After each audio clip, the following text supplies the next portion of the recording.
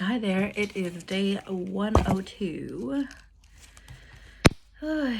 And I've had COVID for what, like the last 4 days or so. I feel better today.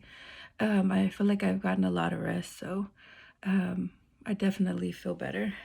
And I've been watching girls incarcerated, young and locked up. Oh my goodness.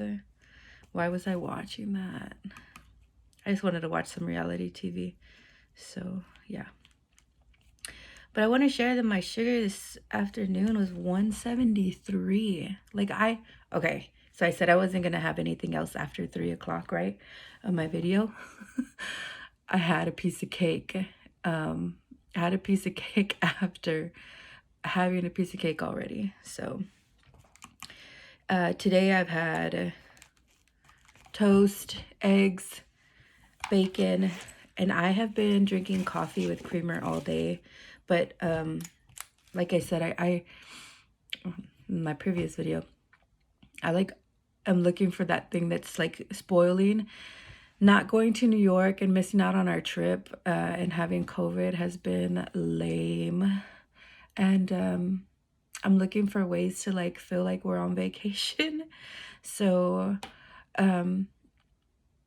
we've just kind of been not intermittent fasting, but like trying to be good. But yesterday I totally had 2 pieces of cake.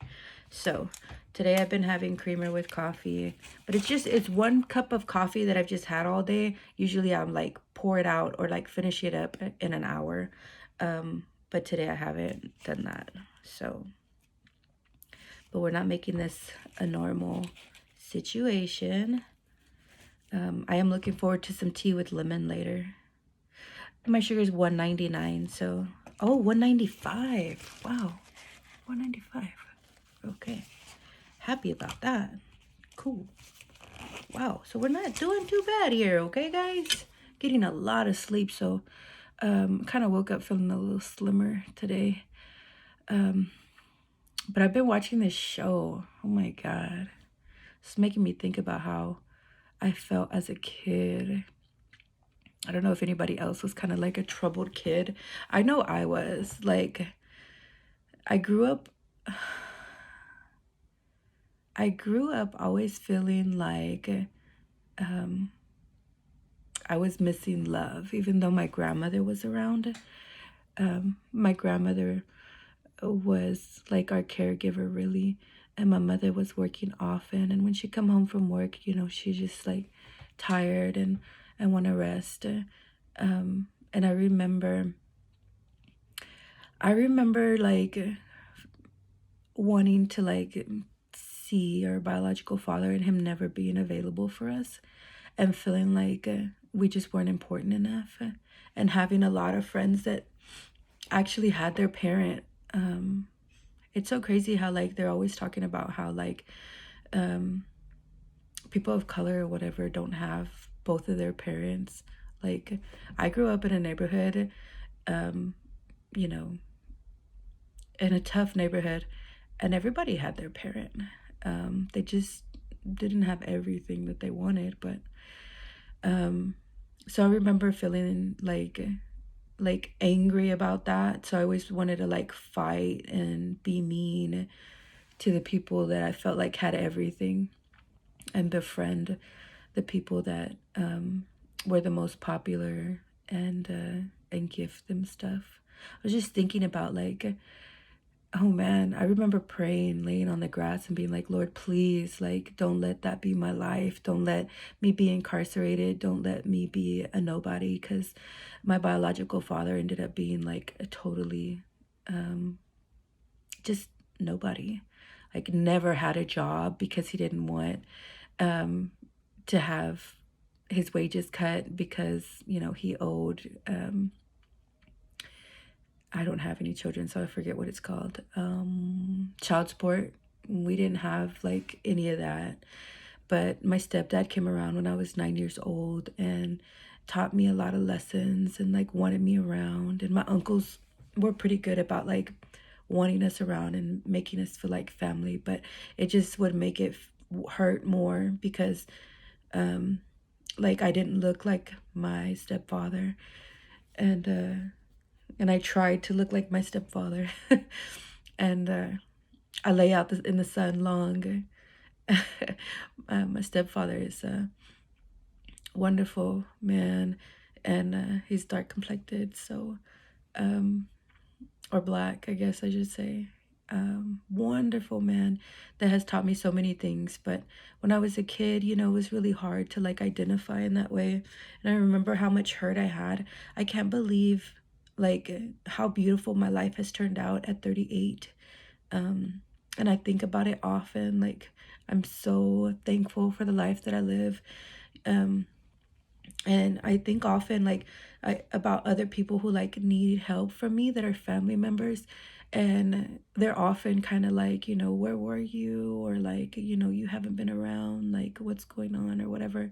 I'm like, man, you know, I really didn't establish myself until I was like 32. Like it took a long time for me to establish myself, and it really was, you know, the help of my partner, like my loving wife, like seeing in her eyes where she wanted me to be. It made, I could stand on that point. I felt like, okay, like this is what I do to improve, because I was always like really good about getting to work on time and like doing the things that I needed to do in life. And but I wasn't really good at like maintaining things like driver's license, insurance, all those important things. And those are things that my wife has really taught me how to keep up with, including like having a credit report. And we've like have a good credit, a line of credit, credit score. And it's been really nice. I got my W-2 and I saw my annual wage, and I'm like, wow, like I'm really grateful. And it reminds me that I need to save more money, because I mean, really kind of coming into almost 100K, like where did my money go? I could have done more for the people that I love and for myself. Like I got to learn how to save my money better. So, but it's encouraging. Like I was watching the show with these girls, and I'm like, man, I'm really thinking about my Theo Greg. My uncle Greg helped, was like a minister, and so he would help young youth in the juveniles. So watching this show just made me feel a little connected to him, especially today, because I had seen my uncle in the neighborhood at at a a community meeting where they were talking about like rezoning, and I got to see him, and he was so excited about the rezoning. And I thought, like, man, Theo, like for real, like don't sell our property. Like, what are you doing? You know, it's your you know, your family member. So it feels like, you know, like, hey, your home is like our landmark in Oak Cliff. Like, don't do that. But now I understand it, like especially getting older, like we want good things for ourselves. And if, you know, the land gets rezoned to be more profitable, like great, wonderful. I know I'm saying a lot of this stuff, but I just like really thinking about how good God is, how wonderful the universe will provide for us when we ask. Because I remember laying in the grass, having the sun pour on me, watching my grandmother water the roses, and praying, like, Lord, please, I do not want to go to Stockard. I do not want to go to this middle school. Like, my middle school was known for nothing but gangs, and I was so scared. Like, I did not want to go to Stockard. Um, and now, as an adult, looking back on that and being safe from ever being incarcerated, like I feel so blessed, because I really did feel like, you know, it was like you have to go like do or die. Like everything has to be extreme. Your emotions, you know, like the drama of it all, like you have to have like, I didn't feel very smart, so I was looking for pity parties, like all that. And how things have changed now, and how you know, like self-reliance, Emerson changed my life, and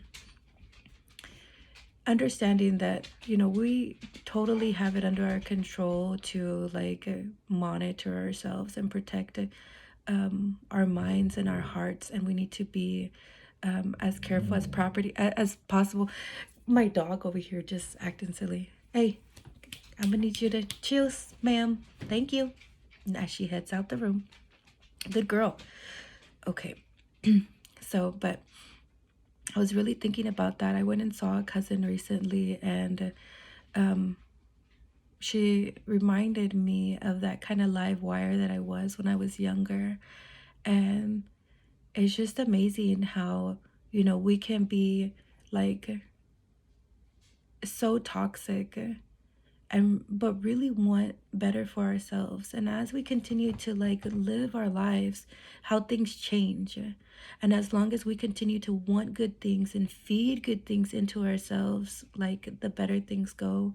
So um I was just reflecting on that today, and man, I'm just so grateful.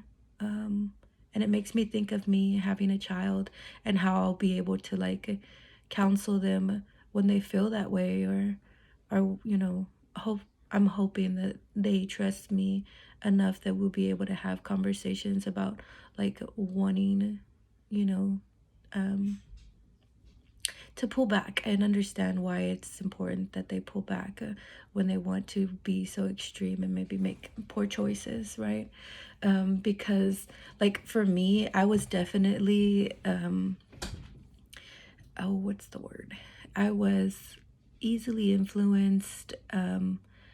I I wanted that extreme, and man, I have been thinking about it so much the last few months, um, especially with my niece turning 15, like where my life could have been and how much I've been through is like really exciting. And man, how we all don't realize that our stories are all something to be shared, you know, like we think sometimes that, oh, you know, nobody understands my struggle. It's crazy how like when we're coming out into our lives, like nobody tells us that each one of our stories is going to be unique and not so individual, you know, that there'll be other people that you'll come across that may have your same story, but not have your same walk, you know. And I think that that is like so exciting and interesting, because I like as I my niece and nephew get older, and how they feel, they're sharing how they feel. I I hear a lot of, you know, that they feel very alone or in their uniqueness, you know, in the situations that they find themselves in.